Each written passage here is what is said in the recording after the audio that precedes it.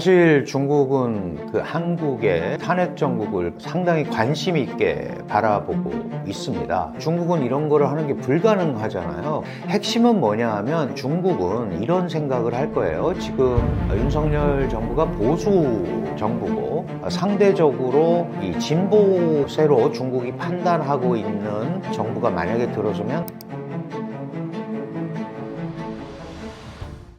네, 안녕하세요. 저는 한국외국어대학교에서 중국을 공부하고 또 가르치고 연구하고 있는 강준영이라고 합니다.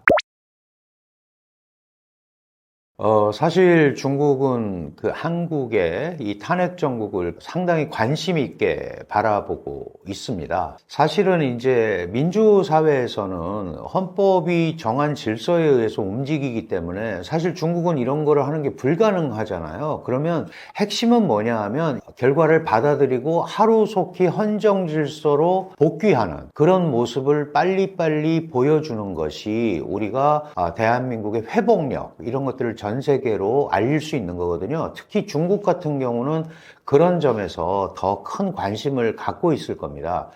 사실은 한국이 12월 3일 이후에 조금 전에 탄핵 선고가 인용이 됐습니다만은 중국은 헌법적 절차를 거쳐서 한국이 이 부분을 정리를 하고 이제 남은 것은 두 달 안에 대통령 선거를 해야 되고 이제 그런 전반적인 흐름 속에서 한국이 얼마나 잘 수습해 나가느냐 이런 것들이 앞으로 중국과 움직이는데 훨씬 더 좋은 지렛대 역할을 하지 않을까 이렇게 생각이 되고요. 다만 이제 중국은 이런 생각을 할 거예요. 지금 윤석열 정부가 보수 정부고 상대적으로 이 진보세로 중국이 판단하고 있는 정부가 만약에 들어서면 한중 관계가 훨씬 좋아질 거다. 이제 그런 생각을 그냥 1대1 개념으로 하는 것 같은데 사실은 이제 한중 관계는 그런 상황은 아닌 거죠. 한중 관계는 서로 어려운 얘기도 하고 새로운 균형점을 찾아서 가야 되기 때문에 앞으로 대한민국의 새로운 대통령이 어떻게 될지는 모르지만 우리 국민들 다 이런 결과가 나온 거를 잘 이해하고 합의를 해서 미국한테도 그렇고 중국한테도 그렇고 한국의 회복력, 일관된 어떤 의지 이런 것들을 제대로 보여줄 수 있는 한국이 또 한 번 도약할 수 있는 계기가 됐으면 좋겠다. 그렇다면 그걸 바라보는 중국, 미국도 우리를 새롭게 인식할 거다. 이런 생각을 해보게 됩니다. 선거 자체 때문에 한중 관계가 무슨 특별하게 문제가 생길 건 없어요. 다만 지금 올해 10월 말 11월 초에 경주에서 에이펙이 열리게 돼 있고요. 이 에이펙에 아마도 중국의 시진핑 국가주석이 참석을 할 것 같습니다. 또 미국 트럼프 대통령도 올 수 있고요. 지금 이제 탄핵이 인용이 됐기 때문에 한국에는 그때가 되면 새로운 대통령이 같이 G20에 이제 참석을 하게 될 텐데 지금 중국의 기본적인 흐름은 특히 이런 다자외교 무대에서 중국이 어떠한 역할을 하느냐 이런 것들을 전 세계적으로 보여주고 특히 또 트럼프 대통령과 미중 관계, 중미 관계를 어떻게 구체적이고 실질적이고 안정적으로 가져가는데 초점을 맞추고 있거든요. 아마도 미중 사이에 뭐 전화도 하고 그 전에 또 새로운 둘이 대면하는 트럼프 대통령과 시진핑 주석이 대면하는 관계도 있겠지만 어쨌든 10월 말 11월 초에는 경주에서 만나게 돼 있단 말이죠. 그렇다면 이런 다자외교 무대를 통해서 우리가 미국과 중국 사이에서 어떻게 방향을 잡고 가는지 이런 것들을 또 보여줄 수 있는 좋은 계기가 될 수 있을 것 같습니다. 그래서 이 한중 관계 이 자체도 탄핵 선고가 됐다고 해서 뭐 전혀 새로운 방향으로 가는 게 아니고 기존에 해왔던 큰 틀에서 서로 새로운 출발점과 균형점을 찾는 노력 이런 것들이 이루어질 것 같다 이렇게 봐야 될 것 같고요. 그리고 특별히 에이펙은 내년에 중국에서 열립니다. 그러니까 이제 한중 관계도 어쨌든 그런 모멘텀을 유지하면서 뭐 경제적으로나 여러 가지로 우리하고 밀접한 관계가 있을 수밖에 없고 특히 중국은 최근에 북한과 러시아의 밀착에 나름대로 또 신경을 쓰는 부분이 있거든요. 이런 국제 정세와 이런 걸 잘 이용을 해서 한중 간이 새로운 대화, 모멘텀을 마련했으면 좋겠다 이런 생각을 하게 됩니다. 시진핑은 사실 개혁개방 이후에 40년간 해왔던 소위 국가 지도자 이연임의 원칙을 깨고 2022년에 3연임에 성공을 했습니다. 2027년이 되면 4연임을 뭐 할 수 있을지 뭐 어떨지 그건 뭐 전적으로 중화인민공화국 인민들과 중국 공산당이 결정할 일이에요. 그런데 예를 들어서 어떤 지도자가 이런 관례라는 건 원래 깨지는 거니까 합의만 하면은 갈 수 있는 거죠.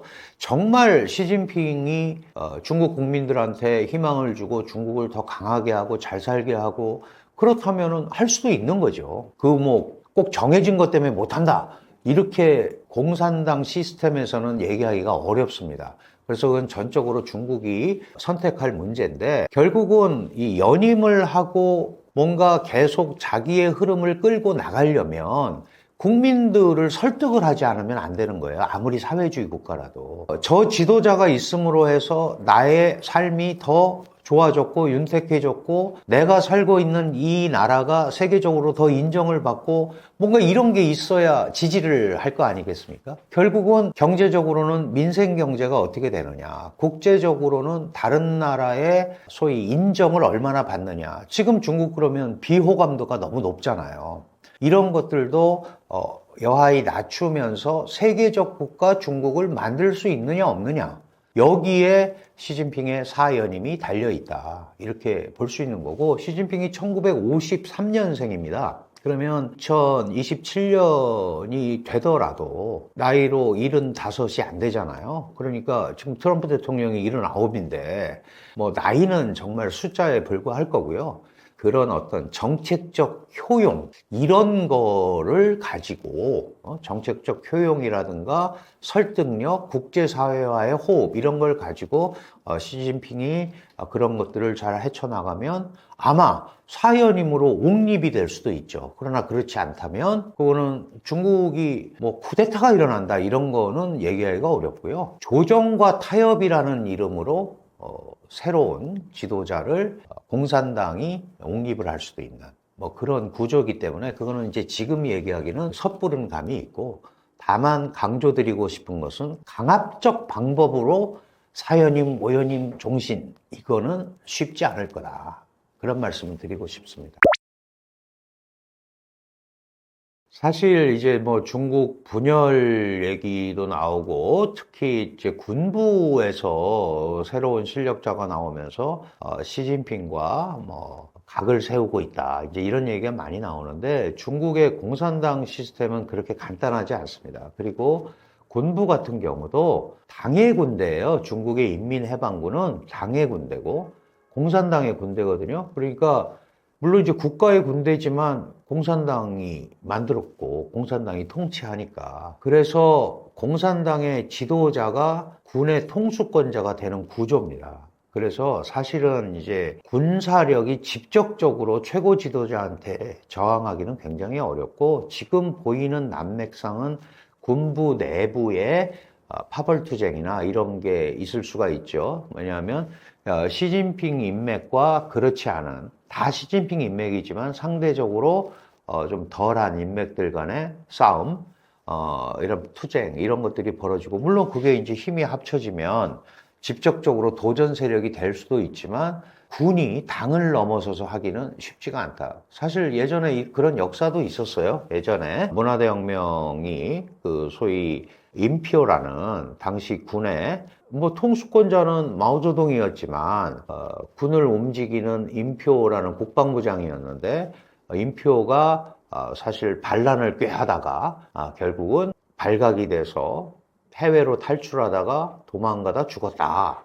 이게 인표가 탔던 비행기 잔해다. 이러면서 이제 공개를 한 적이 있어요. 이게 소위 인표 사건이라고 그러는 건데, 이런 그 역사가 있기 때문에 군에 그렇게 큰 힘을 주려고 하지 않습니다. 그래서 그런 것들이 현실화되고 그다음에 뭐 중국이 쪼개지고 이런 거는 지금 이 상태에서는 쉽지 않고요. 다만 중국이 더 걱정을 해야 되는 거는 사회의 하층민들, 중산층이었는데 그 이하로 떨어진, 취업도 안 되고 그래서 가처분 소득이 사라지고 우리가 소위 얘기하는 최소한의 생활비 대기도 벅찬 사람들이 많아요. 그게 이제 몇 년 전에 리창 총리, 리창 총리 전 총리가 리커창 총리라는 분인데 이 양반이 그렇게 얘기를 했어요. 월소득 19만 원, 20만 원인 사람이 6억 명이다. 그러면 그거 가지고 어떻게 살아가겠냐. 중국은 아직 중산층 사회에 오지 않았다. 근데 그때보다 경기가 더 나빠졌잖아요.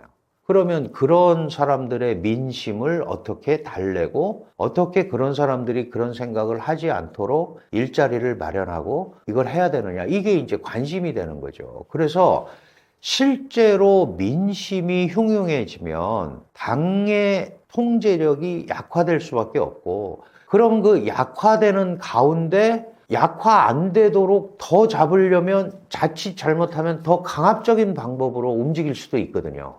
이런 것들은 또 더 큰 반발을 일으킬 수가 있습니다.